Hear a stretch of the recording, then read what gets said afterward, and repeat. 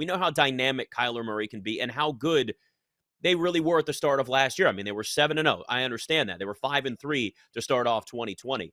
But there are some points where you look at a team and say they've maxed out, or you can start to see some erosion. And when DeAndre Hopkins isn't going to be out there for 6 weeks, which say what you want about where he is at this point, he's still a good receiver. That's a big loss for them alone.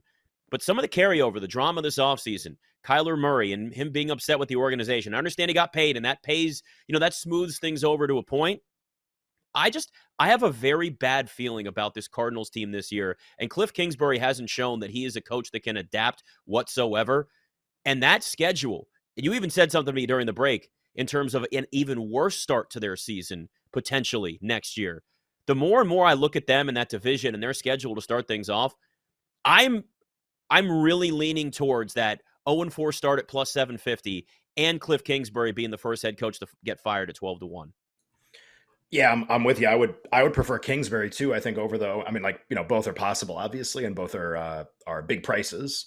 But at least Kingsbury fired. I think if it's even 1-4 or 1-5 or something, it doesn't even have to go in the exact order that you want. Maybe they beat the Raiders or something, or beat Carolina and then still get off to a bad start. They have international travel. I think that's the Mexico City game, right? Week 11.